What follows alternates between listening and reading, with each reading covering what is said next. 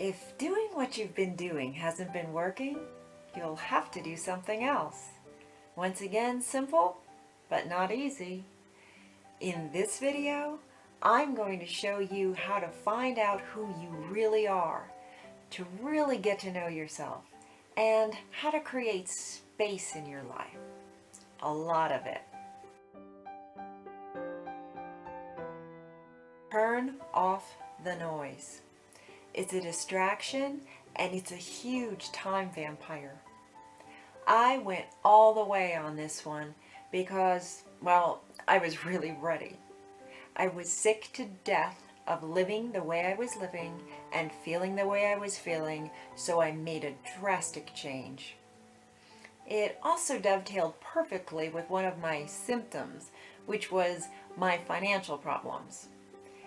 Even if you don't have financial issues, there is still great beauty in living with less.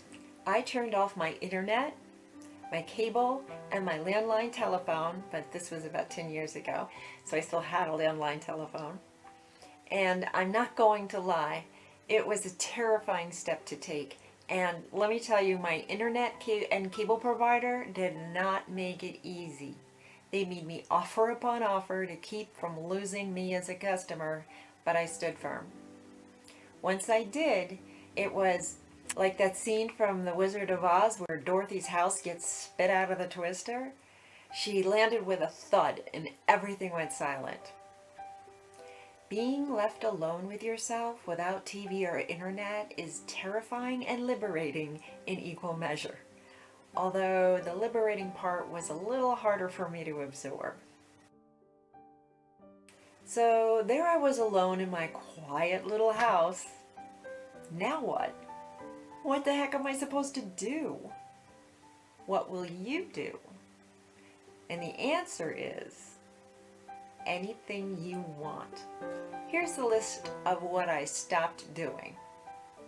Watching the news, watching TV or movies with no redeeming qualities, socializing or having any kind of relationship with toxic people, eating unhealthy food, wasting time on things that don't matter, and negative self-talk. Here's the short list of the things I did with my new free time.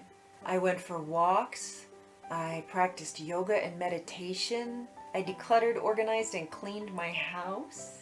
I worked in the garden, I soaked in the tub, sometimes reading in there for hours, which was heavenly. I went to museums, I worked on my career, deciding which parts to expand and which parts to let go of. I tried new things I always wanted to try but never got around to, just to see if I liked them. If you need more inspiration, I have a full list in the blog, which I'll link below. What I accomplished in doing all this was discovering who I was and what I liked most to do. I created a schedule that was mine, filled with things I never even knew I liked or never had the time to do. I became so much calmer and more relaxed, and without the barrage of negativity from the news and social media, I was happier and more centered and grounded. And something magical happened. The better care I took of myself, the better I felt about myself. The better I felt about myself, the better choices I made. The better choices I made, the more I earned self-respect. The more self-respect I had, the better care I took of myself. And it went on and on. In doing this for an extended period of time, I found clarity, I found my identity, I found my strength and power. I began to feel really sure of myself and confident in who I am. I became far less malleable to the opinions of others. I rewrote my internal dialogue. By having the time to try a bunch of new things or things I used to love but had stopped making time for, I discovered what I was passionate about, and I did these things daily. Even days I had to work, I could still get up early and do what I wanted. The same at the end of the day, especially in the summer when the days are long. By doing exactly what I wanted, good, healthy habits, for an extended period of time, I found I very much preferred my own company, doing what I enjoyed, and I became invested in it. I certainly wasn't going to spend my time with people who weren't positive and really enjoyable to be around, or doing something that was unhealthy for myself. Eventually, I got to the point where that simply was no longer an option. Here's something else I found. The brain is the original search engine.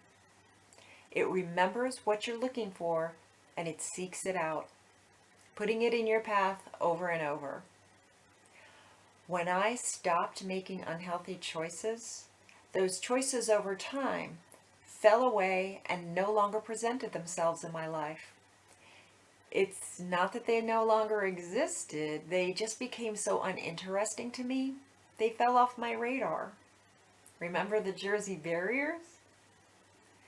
I learned that it becomes second nature to make healthy choices for yourself when you like yourself and you know exactly who you are. And it becomes second nature to do so with a quiet grace. You don't have to force your way through. Thank you so much for joining me today. I so appreciate you taking the time to watch the entire video. Please let me know what you think in the comments. Please share. I would love it if you would subscribe, and please hit the bell icon so you'll be notified when I post new videos. Have a wonderful week. I really hope you're enjoying this experience. See you next time.